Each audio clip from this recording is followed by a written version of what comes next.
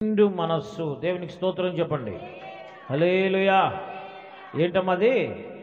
నిండు మనస్సు. నిండు మనస్సుతో దేవుని మనం ఎట్లా ఆరాధన చేయాలి? యెహోషువలో నుంచి మనం కొన్ని విషయాలు నేర్చుకోబోతున్నాం. ఎక్కువ చిన్న తగ్గించి అమ్మ. ఈ 9వ వచనంలో ఆ దినమున మోషే ప్రమాణం చేసి, నీవు నా దేవుడైన యెహోవా నిండు మనసుతో అనుసరించితివి గనుక నీవు అడిగిపెట్టిన భూమి నిత్యముగా నీకును నీ సంతానమును ఎల్లప్పుడూ స్వాస్థ్యముగా ఉండునెను. హల్లెలూయా. 8వ వచనం, నాతో కూడా బయలుదేరి వచ్చిన నా సహోదరులు జనుల హృదయములను కరుగజేయగా నేను నా దేవుడైన యెహోవాను నిండు మనసుతో అనుసరించితిని. హల్లెలూయా. 2 సార్లు రాయబడినటువంటి వాక్యాన్ని మీ ఎదురు జ్ఞాపకం చేస్తాను. ఆ వాక్యం రాయబడిన వాక్యమే నిండు మనస్సుతో. ఎవరంట మాట్లాడకూడదా? నిండు మనస్సుతో యెహోవాను వెంబడించినటువంటి వారిలో మొట్టమొదటి వ్యక్తి యెహోషువ అయితే, రెండవది కాలేబు. హల్లెలూయా. అప్పటికే ఇశ్రాయేలులకు పెద్దగాను, యాజకుడుగాను కాకుండాను, పెద్దగాను, తీర్పరిగాను, న్యాయాధిపతిగాను, సుమారుగా రాజుకున్నటువంటి అభిషేకము కలిగిన యెహోషువతో తనతో పాటుగా విశ్వాసములోను, ప్రార్థనలోను, పోరాటాలలోను అన్ని విషయాల్లో సమానముగా నడిచినటువంటి కాలేబు చెబుతున్నటువంటి మాట ఇది. అయ్యా యెహోషువ, వినాలి, యెహోషువ అయ్యా, ఆనాటి దినమున మోషే మనకు వాగ్దానం చేశాడు. మనిద్దరితో మాట్లాడాడు. ఏం మాట్లాడాడు? మీరిద్దరూ నిండు మనస్సుతో నన్ను వెంబడించారు కనుక యెహోవా ప్రమాణం చేసినట్లుగా మీకు నచ్చినటువంటి స్థలాన్ని కనాను దేశంలో తీసుకొని వచ్చని వాగ్దానం చేశాడు. ప్రియమైన సంగమా, ఇదే వాక్యం మనకు మరలా సంఖ్యాకాండం 14వ అధ్యాయంలో కనిపిస్తుంది. ఆ రెండింటినీ కానీ జోడించి చూస్తే అసలు సందర్భం మనకు అర్థమవుతుందన్నమాట. మనతో ప్రభు మాట్లాడుతున్న వాక్య భాగాలలో అన్నిటిలో నుంచి నిండు మనసుతో యెహోవాను అనుసరించటము. దేవునికి స్తోత్రం. ఎలా అనుసరించాలి, దేవుని ఎలా ఘనపరచాలి, ఎలా మహిమపరచాలనే ఉద్దేశం ప్రభు కలిగి ఉన్నాడు. అంటే మానవుడైన వాడు దేవుని వెంబడించాల్సిన రీతి విధానం ఏంటంటే నిండు మనస్సుతో, నిండైన మనసుతో. ఇప్పుడే ప్రభు కీర్తనల గ్రంథం 9వ అధ్యాయం 1వ వచనం మాట్లాడినట్లుగా ఏం మాట్లాడమ్మా? పూర్ణ హృదయంతో దేవుడిని ఆరాధన చేయాలి, స్తుతించాలి, ఆయన కార్యాలు వివరించాలన్నట్లుగా నిండు మనస్సు, పూర్ణ హృదయం. పూర్ణ హృదయం కలిగినటువంటి వ్యక్తులు ఎలా దేవునికి ఇష్టలు అవుతున్నారు? నిండు మనస్సు కలిగినటువంటి వ్యక్తులు ఎలాంటి వారు దేవునికి ఇష్టలు అవుతున్నారు అన్న వాక్యాల్లో ఒకటి మనం జ్ఞాపకం చేసుకుందాం. హల్లెలూయా. యెహోషువ ఎలాంటి వాడంటే, కాలేబు ఎలాంటి వాళ్ళంటే, ఆ తరము వారిలో తండ్రులు అవుతున్న వారందరూ చనిపోయారు. కనాను దేశంలో ప్రవేశించే వారిలో 2 మాత్రమే ఆ తరము వారిలో కనాను దేశంలో ప్రవేశించగలిగారు. హల్లెలూయా. అంతెందుకు, అంత గొప్ప నాయకుడు, ప్రజలకు నాయకుడైనటువంటి మోషేను మాత్రం దేవుడు అక్కడికి వెళ్ళనవలేదు. మోషేను కూడా కనాను దేశంలోకి అనుమతించలేదు దేవుడు. అలాంటిది వీళ్ళిద్దరిని మాత్రమే, యెహోషువ కాలేబులను మాత్రమే ఆ వయస్సు సుమారుగా 80 సంవత్సరాల కాలంలో కనాను దేశంలో ప్రవేశించారండి. వారి వయస్సు, ఆ కాలేబు అంటున్నాడు, అయ్యా నాకు ఇప్పుడు 80 సంవత్సరాలు. ఒకప్పుడు దేవుడు నాతో మాట్లాడినటువంటి మాటని, వాగ్దానాన్ని చూసి ఇప్పటి వరకు 40 సంవత్సరాలు అయింది. ఇశ్రాయేలు ప్రయాణం 40 సంవత్సరాల అరణ్యం జరిగిపోయిన తరువాత ఇప్పటికీ కూడా అదే బలము, ఇప్పటికీ కూడా అదే పోరాటం, ఇప్పటికీ కూడా అదే సత్తువ కలిగి ఉన్నానని స్పష్టంగా చెబుతూ ఉన్నాడు. కాబట్టి ఇప్పుడు సంగమా దేవుని బిడ్డలారా, ఆలోచించాల్సింది ఏంటంటే, యెహోవాను నిండు మనస్సుతో అనుసరిస్తున్న వాళ్ళు వాగ్దానాన్ని స్వతంత్రించుకుంటారు. ఏటమ్మా, ఏటర్థం అవుతుంది?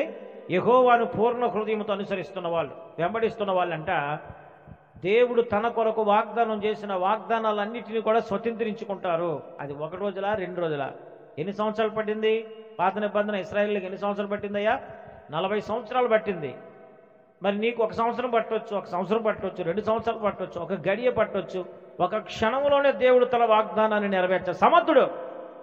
అయినప్పటికీ కూడా దేవుడు తనను నిండు మనస్సుతో నువ్వు అనుసరిస్తున్నావా, పూర్ణ హృదయంతో అనుసరిస్తున్నావా, తనను వెంబడిస్తున్న వాళ్ళు ఏదైనా పరీక్షలో భాగంగానే కొన్ని సంవత్సరాల గ్యాప్ తీసుకోవచ్చు. నీ మనస్సును బట్టి, నీ మనస్థితిని బట్టి దేవుడు తాను నీ కొరకు వాగ్దానం చేసిన ప్రతి వాగ్దానాన్ని ఇప్పుడే నెరవేర్చగలడు, మరి కొంతకాలం తర్వాత నెరవేర్చగలడు. వాళ్ళిద్దరూ అనుభవించినటువంటి స్వాస్థ్యాన్ని మరి ఇంకెవరు అనుభవించలేదండి. కారణం యెహోషువ కాలేబులు, ఆ ద్వయం, ఆ ఇద్దరూ కూడా జంట ఇద్దరూ కూడా నిజంగా ఎంత బలమైన భక్తులు అంటే మోషే వెనక నడిచేవారు, సైన్యాధిపతులుగా ఉండేవారు, దేవుని కొరకు యుద్ధాలు ప్రకటించేవారు. మోషే 40 రాత్రులు 40 పగలు సీనాయి పర్వతం మీద ఉంటే తన సేవకుడు, తన శిష్యుడైన తన చేతుల మీద నీళ్ళేసాడు. యెహోషువ మాత్రం ప్రజలతో ఎంజాయ్ చేయలేదు, ప్రజలతో ఉండటం లేదు. తాను కూడా 40 రాత్రులు 40 పగలు కొండ దిగువన ఉండేవాడు. దేవునికి స్తోత్రం. అంత సమర్పణ కలిగినటువంటి వ్యక్తి మాత్రమే వాగ్దానాలు స్వతంత్రించుకున్నాడు. సో నిండు మనసులో ఏముంది? నిండు మనసును కలిగిన వారు దేవుని వాగ్దానాన్ని స్వతంత్రించుకున్నట్లుగా నేటి దినాలలో కొత్త నిబంధన క్రైస్తవులుగా సూచించబడుతున్నటువంటి మనము కూడా, ఏర్పాటు చేయబడిన మనం కూడా, మన కొరకు వాగ్దానం చేయబడిన పరమ కనాను దేశమే కానీ, నూతన యెరూషలేము పట్టణమే కానీ, 1000 ఏళ్ల పరిపాలనలో స్వాస్థ్యమే కానీ మనం పొందాలంటే ఖచ్చితంగా వీళ్లకు కలిగిన నిండు మనస్సు, నిండు హృదయము, పూర్ణ హృదయముతో దేవుని అనుసరించే విధానం మనం కలిగి ఉండాలి. దేవునికి స్తోత్రం కలుగునుగాక. దేవునికి మహిమ. హల్లెలూయా. అటువంటి మంచి మనస్సు కలిగి ఉండాలండి. ఎలాంటి అద్భుతమైన వారు తెలుసండి వీళ్ళు. అసలు వీళ్ళకి నిండు మనస్సు ఉందని, మంచి హృదయం ఉందని, యెహోవాను ప్రేమించే మనస్సని, యెహోవాను హత్తుకునే మనస్సని దేవునికి ఎలా తెలుసు అనుకుంటారా? ఒకనొక దినాన కొండ దిగువలో ఉన్నారు ఇశ్రాయేలు ప్రజలందరూ కూడా. ఐగుప్త దేశ సంఖ్యాకాండం 14వ అధ్యాయంలో స్టోరీ అంత ఉంటుంది, మీకు చూడనవసరం లేదు, నేను ఎక్స్ప్లెయిన్ చేస్తాను. ఆ సమయంలో ప్రియ దేవుని సంగమా, ఒక్కొక్క దేశాన్ని ఒక్కొక్క పట్టణాన్ని సంహరించి ఓడించి ఆ దేశాల్ని పట్టణాలని స్వాధీనపరుచుకుంటున్నటువంటి దినాలు. సరే, చివరికి వచ్చేసారు. ఎక్కడికి వచ్చేసారు? కనాను దేశాన్ని స్వతంత్రించుకోవాలి. దేవుడు తన దాసుడిని అబ్రహాం, ఇస్సాకు, యాకోబులకు ఇచ్చిన వాగ్దానాన్ని స్వతంత్రించుకునే క్రమంలో ఎక్కడికి వచ్చేసారు? వాళ్ళు సమీపంగా వచ్చేసారు. కొన్ని కొండలు మాత్రం అడ్డుగా ఉన్నాయి. అయితే వాళ్ళు ఎలాగుంటారో, ఎట్లా ఉంటారో, ఎలాంటి పట్టణాల్లో నివసిస్తున్నారు వీళ్ళేం చూడలేదు కదా. అప్పుడు యెహోషువ 12 గోత్రాలకి ఒక్కొక్కరిని ఎన్నుకొని, బలమైన వాడిని, నమ్మకమైన వాడిని, మంచివాడిని ఎన్నుకొని, బలమైన హృదయం కలిగిన వాడిని ఎన్నుకొని పక్కన పెట్టి, నానా మీరందరూ కూడా అవతల దేశంలో, కనాను దేశంలో వారు ఎలాగున్నారు? వాళ్ళు ఎత్తర్లా, పొగళ్ళలా, పొడవుగా ఉన్న వాళ్ళ, పుట్టిగా ఉన్న వాళ్ళ, బలమైన వాళ్ళ, వాళ్ళు తినే ఆహారం ఏంటి, వాళ్ళ ఆహార పదార్థాలు ఎలాగున్నాయి, వారి జీవన విధానం ఎలాగుంది, వారి ప్రాకారాలు, వారి పట్టణాలు, వారి నివాసాలు ఎలాగున్నాయో చెప్పి ఇన్ఫర్మేషన్, వాటినే స్పైస్ అంటారు. వారిని ఎవరంటారు? స్పైస్ అంటే ఏంటంటే ఇక్కడ ఇన్ఫర్మేషన్, అక్కడ సమాచారం ఇక్కడికి మోసుకెళ్ళేవారిని. అలా 12 మందిని బైబిల్ చెబుతుంది వారిని వేగుల వారుగా బయలుదేరి సుమారుగా 2 నెలలు 3 నెలల తర్వాత మరలా తిరిగి వచ్చేసారండి వాళ్ళు. దేవునికి స్తోత్రం కలుగునుగాక. వచ్చినప్పుడు వాళ్ళు ఏం చేసుకురావాలి? ఇన్ఫర్మేషన్, సమాచారం తీసుకురావాలి కదా. వాళ్ళలో 2 ఉన్నారు. ఎవరల్లో? యెహోషువ, కాలేబులు 2 ఉన్నారు. నూను కుమారుడైన యెహోషువ, కనజు కుమారుడైన కాలేబు 2 బలవంతులు, పరిశుద్ధులు, నీతిమంతులు, పోరాట యోధులు. ఇది గమనించాలా.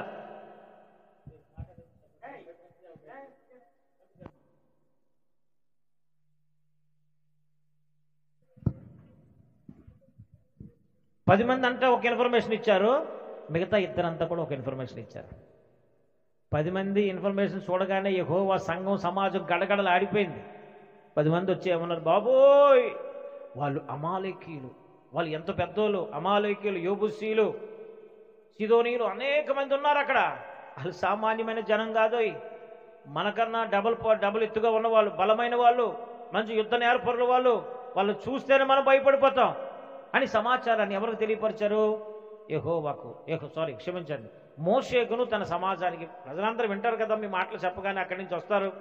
ఏం వింటారో, ఏం ఇన్ఫర్మేషన్ తెస్తారో, మనం వెళ్ళగలమా వెళ్ళలేమా, ఒక పాజిటివ్ యాటిట్యూడ్ క్రియేట్ అవుతుందా లేదా అనుకోని ఉద్దేశంతో వీళ్ళు తీసుకొచ్చిన ఇన్ఫర్మేషన్, వీళ్ళు చూసింది నిజమే, వాళ్ళు మాట్లాడుతున్నది నిజమే, వాళ్ళు చెబుతున్నది నిజమే. గుర్తుపెట్టుకోండి.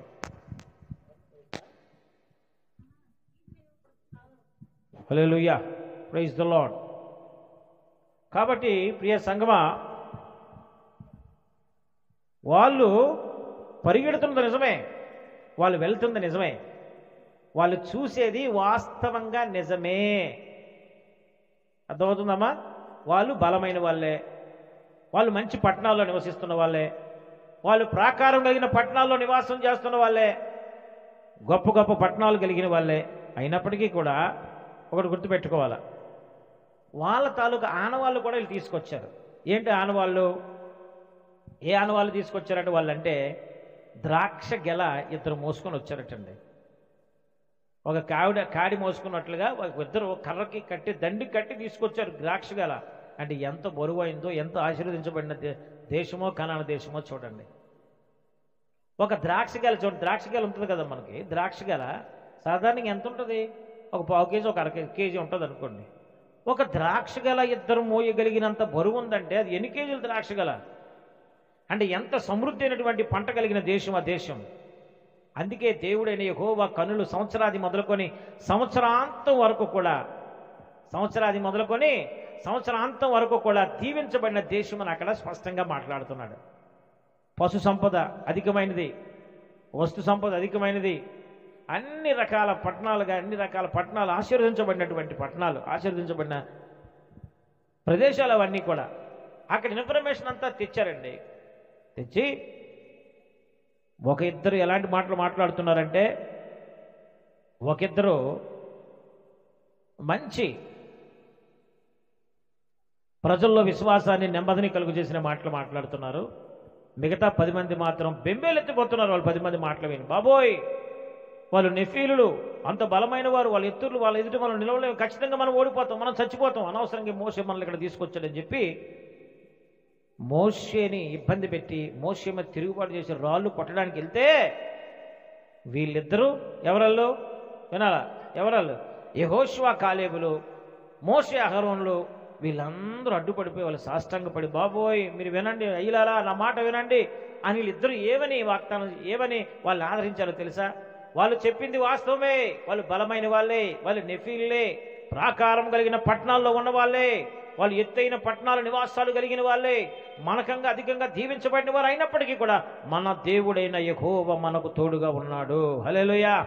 భయపడకండి, జడియకండి. ఇప్పటి వరకు కూడా మనము సాధించినటువంటి విజయాల కన్నా మరి అత్యధికమైన విజయాన్ని మనం పొందుకోబోతున్నాం. ఈ పట్టణాన్ని కూడా మన విజయాన్ని దేవుడు చేయబోతున్నాడు. ఈ పట్టణాన్ని కూడా మనకు అప్పగిస్తబోతున్నాడు. అయ్యలారా మీరు భయపడకండి, మీ హృదయాల్ని జడవనివ్వకండి, భయపడనివ్వకండి అని చెప్పి వాళ్ళు ధైర్యపరిచినటువంటి వ్యక్తులు ఇద్దరు. అది దేవుని మనస్సు, దైవజనుని మనస్సు అండి. అందుకే ఆ ఒక్క సాక్ష్యమే కాదు, వాళ్ళ గుణాలన్నీ చర్చించుకుంటే సమయం ఉండదు. కానీ వారిలో ప్రధానంగా దేవుడు చూసింది ఏంటో తెలుసా? యెహోషువ కాలేబులో దేవుడు చూసినటువంటి ఒక గుణ లక్షణం ఏంటంటే, ఎదుటి పెడుతున్నాను చెప్పండి, విశ్వాసము. దేవునికి స్తోత్రం. అనేకమైనటువంటి గుణాలు ఉన్నాయండి, దేవుడికి నచ్చినటువంటి గుణాలు, కార్యాలు. ఎందుకు దేవుణ్ణి వాళ్ళు నిండు మనస్సుతో, పూర్ణ హృదయంతో ఆరాధన చేసి ఘనపరిచి నడిచారో అనేకమైన విషయాలు ఉన్నప్పటికీ కూడా వారి గురించి ఒక 2 విషయాలు మీ ఎదుటి పెడతాను. నెంబర్ 1 విశ్వాసం, రెండోది విధేయత. అచంచలమైన విశ్వాసం.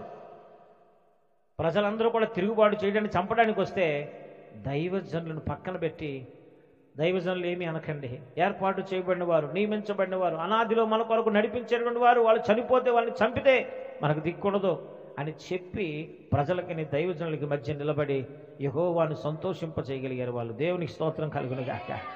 ఎంతటి విశ్వాసమో తెలుసా? నిజంగా పెద్దోళ్ళు కాదా? నిజమే.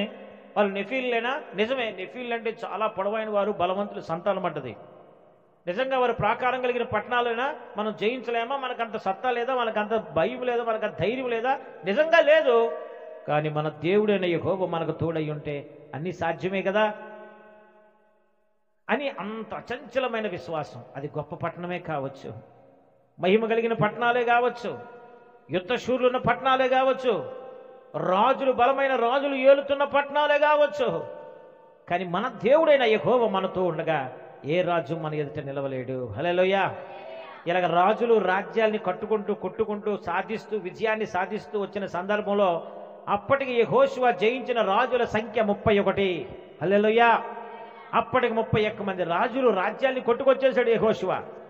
ఇది లాస్ట్. భయపడ్డారు, తొనగిపోయారు, బలహీనమైన హృదయాలు కలిగి ఉన్నారు జనాలందరూ కూడా. వాళ్ళందరినీ కూడా అచంచలమైన విశ్వాసముతో చల్లబరిచారు, యెహోవా వైపు తిప్పారు, దేవుని మనస్సు కలిగి ఉండేలా చేశారు, దేవుని వైపు తిప్పగలిగారు. కాబట్టే వీళ్ళు నిండు మనస్సుతో దేవుణ్ణి ఘనపరిచిన వారు. చప్పట్లు కొట్టి ప్రభువుని మహిమపరుచుకుందాం. హల్లెలూయా. వాళ్ళిద్దరూ కూడా నిండు మనసుతో దేవుని ఘనపరిచిన కారణం ఏంటంటే, దేవుడు ఎందుకు సాక్ష్యం ఇస్తున్నాడు, దైవజనుడైన మోషే ఎందుకు సాక్ష్యం ఇస్తున్నాడంటే, అచంచలమైన విశ్వాసాన్ని.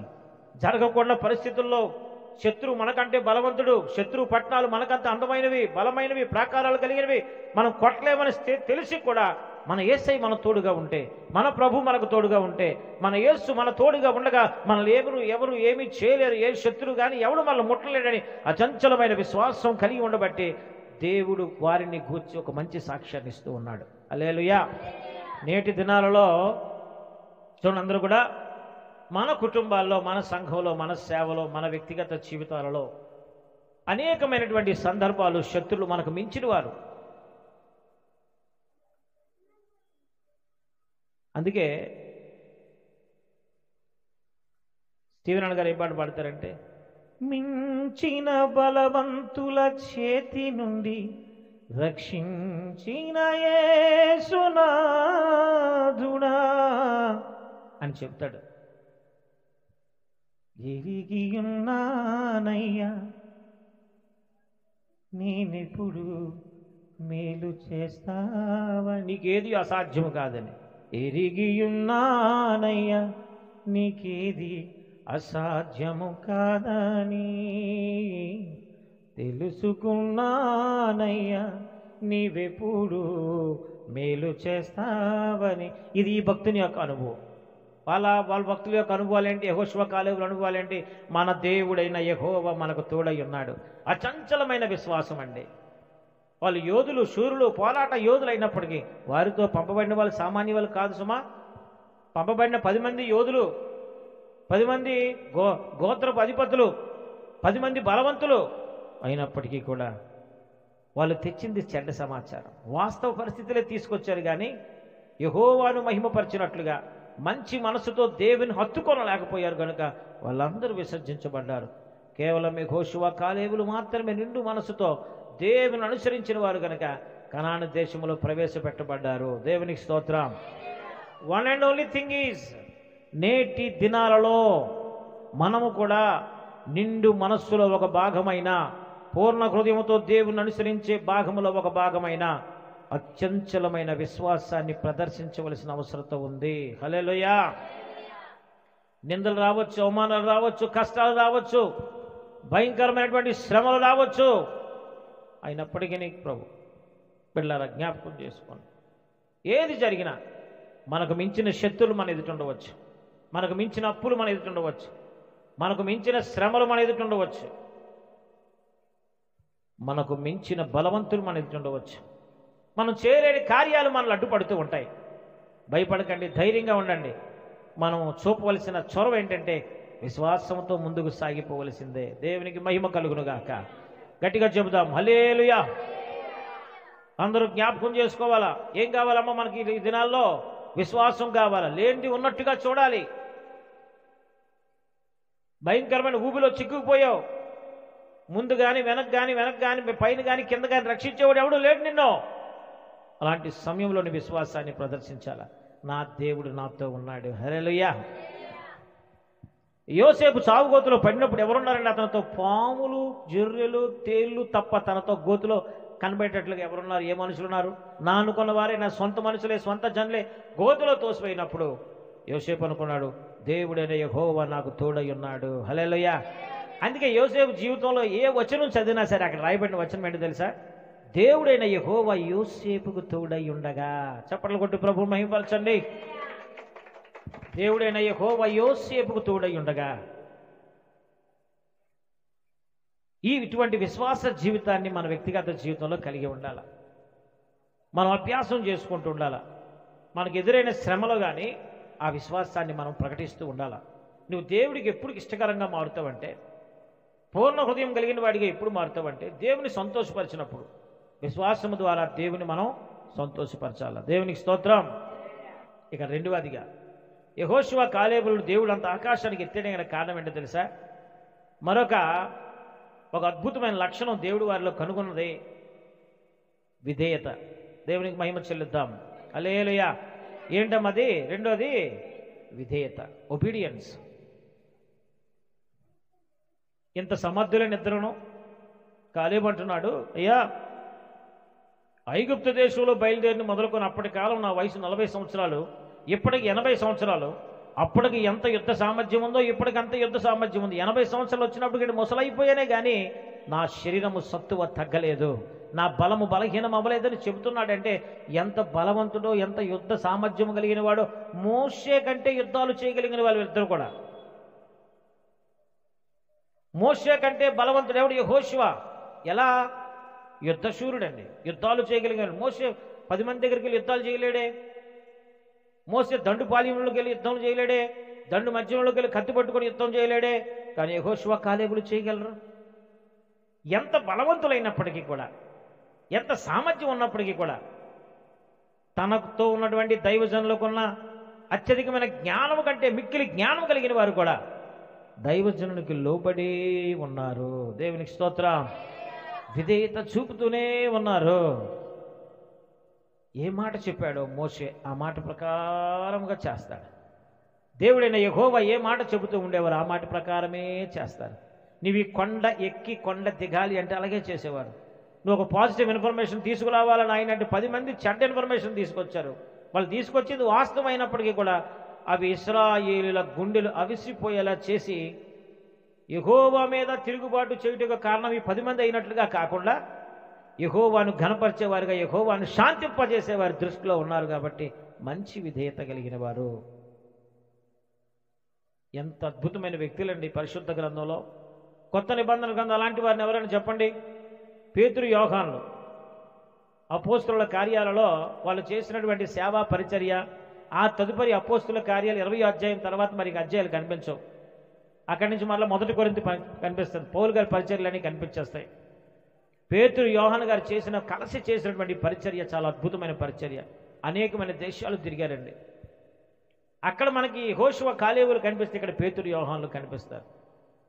మరొక కోణంలో బర్నబాస్, పౌలు గారు చేసినటువంటి పరిచర్యలు కనిపిస్తాయి. దేవునికి మహిమకరంగా జీవిస్తూ సదాకాలం విధేయులై జీవించారు కనుక మోషే చనిపోతున్న కాలంలో దేవుడైన యెహోవా నోటి నుంచి వచ్చినటువంటి మాట ఏంటో తెలుసా? నీ సేవకుడైనా నీ చేతుల మీద నీళ్లు పోస్తున్నా నూను కుమారుడైన యెహోషువ ఉన్నాడు కదా, అతన్ని అభిషేకించు. నెక్స్ట్ తరానికి, వచ్చే తరానికి అతడిని నడిపించవలసిన వాడై ఉన్నాడు. హల్లెలూయా. ఎల్లప్పుడూ దేవునికి, నీ దైవజనునికి నీ విధేయత చూపుతూ బ్రతికినంతకాలం దేవుడైన యెహోవాకు విధేయత చూపుతూ ఉన్నాడు. ఒకానొక సందర్భంలో అందరూ స్వాస్థ్యాలు పొందుకున్నారు, స్థిరపడిపోయారు, స్టెబిలిటీ అయిపోయారు, పిల్లలు మంచి పొజిషన్లోకి వచ్చేసారు, ఇల్లు కట్టుకున్నారు, ప్రాకారం కలిగిన ఇల్లులు వచ్చేసాయి, పంటలు వచ్చేసాయి. మరి మాకు దిక్కు లేదు, మాకు తిరుగులేదు అని చెప్పి చాలామంది 90% మంది ఇశ్రాయేలు ప్రజలు తిరిగిపోతున్న క్షణంలో యెహోషువ అందరి ఎదుట లేచి, మీరు ఎవరిని సేవించరో వారిని సేవించవచ్చు, కానీ నేనును నా ఇంటి వారిని మాత్రము యెహోవాను మాత్రమే సేవించదము. చప్పట్లు కొడుతూ ప్రభువును మహిమపరచాలి. ఈ విధేయత ఎన్నడూ పోదు. అలాంటి విధేయత కలిగిన మనిషి కాబట్టే దేవుడు కనాను దేశంలో అడుగు పెట్టించాడు. ఆ పరమ కనాను దేశంలో ప్రభువైన యేసుక్రీస్తు పాటుగా యెహోషువ, కాలేబులు లేకపోతే మరి ఎవరుంటారు? మనం ఉండగలమా? అలాంటి భక్తులు, విశ్వాస వీరులు, అలాంటి విధేయత కలిగిన వారు లేకపోతే మనం ఏమైనా సరే అక్కడ అడుగు పెట్టగలమా? కనాను దేశంలో, పరమ కనాను దేశంలో, పరలోకంలో, పరదైసులో మనం అడుగు పెట్టలేము. కాబట్టి ప్రియ సంగమా, దేవుని బిడ్డలారా, మీరు ఒక్క మాట జ్ఞాపకం చేసుకోండి. ఈ కాలంలో కూడా, కొత్త నిబంధన కాలంలో కూడా మాట వినే స్వభావం, విధేయత కలిగిన వారమై నడుచుకోవాలి. మనం విధేయత చూపించాలి. ముందేమో ఎస్ అంటాం, తర్వాత ఏమో నో అంటాం.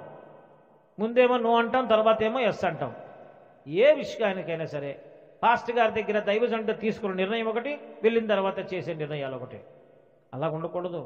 కష్టానికైనా నష్టానికైనా యేసు నామం పైకెత్తబడాల. యేసయ్యకి మనం, యేసయ్య వాక్యానికి, సంఘానికి, సేవకునికి మనం లోబడే జీవించాలా. ఎంతకాలం? మనం బ్రతికినంతకాలం, దేవుడు మనకు ఒక మంచి సాక్ష్యాన్ని స్థిరపరిచినంతకాలం. ఎంతమంది సాక్ష్యం ఇస్తున్నారండి? నన్ను పూర్ణ మనస్సుతో, నిండు మనస్సుతో వీళ్ళు సేవించారు, అనుసరించారు. అలా నడిచిన వారు దావీదు లేడా? దావీదుని గురించి దేవుడు ఏమైనా సాక్ష్యం ఇస్తున్నాడు? నా హృదయానుసారుడని సాక్ష్యం ఇస్తున్నాడు. అబ్రహాం నా స్నేహితుడు అని సాక్ష్యం ఇస్తున్నారు. యోహాను యాకోబులకి కలిసి దేవుడి పేరు ఏం పేరు పెట్టాడు యేసయ్య తెలుసా? ఉరిమెడివారు. నా కొరకు ఉరిమెడివారు అంత పని చేయగలుగుతారు, మెరిసిపోతారు, నా కొరకు బహుబలముగా వాడబడిన వారు. పేతురుని చూసి ఏం పేరు పెట్టాడో తెలుసా?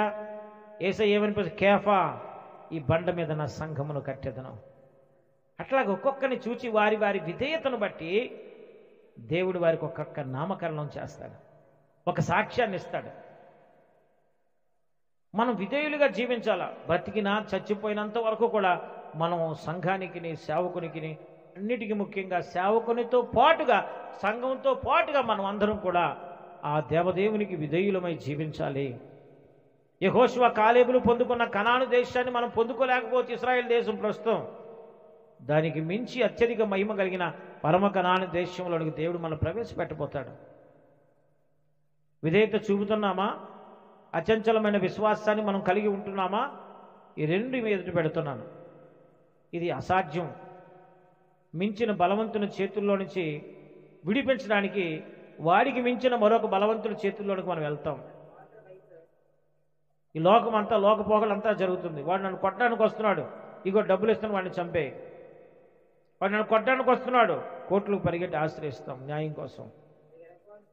అచంచలమైన విశ్వాసాన్ని ప్రకటించగలిగే స్థితిలో మనం ఉండగలిగితే దేవుని ప్రేమించే విషయంలో, నిండు మనస్సుతో, పూర్ణ హృదయంతో దేవుని గౌరవించే విషయంలో ఒక భాగంగా కూడా మనం మారిపోతాము. దేవునికి స్తోత్రం. వాళ్ళు చూపిన విధేయత మరణించినంత వరకు కూడా దేవుణ్ణి విడిచిపెట్టలేదు, దేవుని వాక్యాన్ని విడిచిపెట్టలేదు.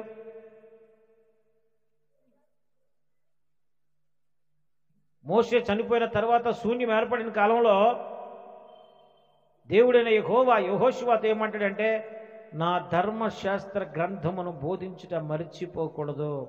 అతను చదవాలి, ధర్మ విధులు, న్యాయ విధులు, దేవుని మనసు, దేవుని హృదయం అర్థం చేసుకోవాలి, బోధించాలి కూడా. దాన్ని అలాగే చేసుకొచ్చాడు చివరి వరకు. అప్పగించబడిన వాక్య విషయంలో కానీ, ధర్మశాస్త్ర విషయంలో కానీ, అప్పగించబడిన రాజ్య విషయంలో కానీ, అప్పగించబడిన ఇశ్రాయేలు ప్రజల విషయంలో కానీ, అప్పగించబడిన పరిశుద్ధత విషయంలో కానీ, సమర్పణ గుణంలో కానీ ఎక్కడో కూడా తన విధేయతను విడిచిపెట్టిపోలేదు. బ్రతికినంత కాలం కూడా తన విధేయతను కొనసాగించాడు. మనం కూడా మన వ్యక్తిగత జీవితంలో అమ్మలారా, ఇలారా, సహోదరులారా, బ్రతికినంత కాలం కూడా అవిధేయత మన చోటు చేసుకోకుండా జాగ్రత్త పడాలి. మాట వినని స్వభావం మనలో ఉండకూడదు.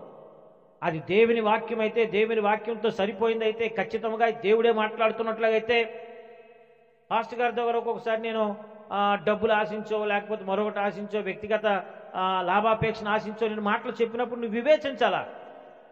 ఆ నోట్ నుండి ఎప్పుడైనా మాటలు వచ్చాయి, ఇవి వ్యక్తిగత వాక్యానికి సంబంధించిన వాక్యాలు కాదు, కానీ పాస్టర్ గారికి సంబంధించిన వాక్యాలు. అవి వాక్య సంబంధం అయితే, దేవుని రాజ్య సంబంధం అయితే ఖచ్చితంగా మనం వాటికి లోబడి జీవించాలా. దాని ద్వారా ఫలితం, ఆశీర్వాదం గ్యారెంటీగా మనం పొందుకుంటాం. అన్నిటికంటే మించి నిండు మనసుతో దేవుని అనుసరించిన వారిలో ఒక వరుస క్రమంలో మనం ఉండగలుగుతాం. దేవునికి స్తోత్రం. కళ్ళు మూసుకొని మోకాళ్ళ ఏంటి ప్రార్థన చేద్దాం. పరిశుద్ధుడు, పరిశుద్ధుడు, పరిశుద్ధుడు, పరిశుద్ధుడు, ఘనమైన యెహోవా దేవా, సర్వ కార్యాలు చేయగలిగిన మా తండ్రి, నీకు వందనాలు ప్రభువా. అయ్యా, ఇదిగో నీ సన్నిధిలో మేమున్నావు నాయన. మా కొరకు ఏర్పాటు చేయబడిన వాక్యాన్ని బట్టి స్తోత్రాలు చెల్లిస్తున్నాం. అయినా తండ్రి, మా ఎదుట నిండు మనసుతో జీవితకాలం అంతా మిమ్మల్ని అనుసరించిన యెహోషువ కాలేబులను ఉంచినట్లుగా అయినా ఈ దినం మిమ్మల్ని అనుసరించాలని వాళ్ళు చూపించిన అచంచలమైన విశ్వాసాన్ని మా విశ్వాస జీవితంలో, భక్తి జీవితంలో, ఆత్మీయ జీవితంలో మేము కూడా ప్రదర్శించాలని ఆశపడుతున్నామయ్యా. వాళ్ళు చూపిన విధేయతను మేము చూపించాలని. కొన్నిసార్లు విశ్వాసాన్ని కోల్పోతున్నాం, కొన్నిసార్లు దూరం అయిపోతున్నాం, కొన్నిసార్లు బలహీనం అయిపోతున్నాం, భయముతో, ఆందోళనతో నిండిపోతున్నాం. కానీ తండ్రి, యెహోషువ కాలేబులకు తోడుగా ఉన్న నీ నామ బలమే ఈ దినము కూడా మాకు కూడా ఉంచండి అయ్యా. మాకు తోడుగా ఉంచండి తండ్రి. అనేక సార్లు విధేయతను విడిచిపోయాం. స్వంత నిర్ణయాలు, స్వకీయమైన ఆలోచనలు కలిగి జీవించాం. ప్రతీదీ కూడా నీతో చర్చించలేకపోయాం, మీతో మాట్లాడలేకపోయాం, విచారించి తెలుసుకోలేకపోయిన స్థితిలో ఉన్నాము. కనుక మాతో మీరు మాట్లాడావు, మమ్మల్ని దర్శించావు. నీకు స్తోత్రం. ఒక మంచి తీర్మానం తీసుకోండి, ఒక మంచి తీర్మానం తీసుకుంటున్నాం తండ్రి నీ సన్నిధిలో. మీకే మమ్మల్ని మేము అప్పగించుకుంటూ ఎత్తబడిన వాక్యం మా జీవితాలు నెరవేర్చండి. యేసయ్య నామమున అడిగి పొంది ఉన్నాము తండ్రి, ఆమేన్.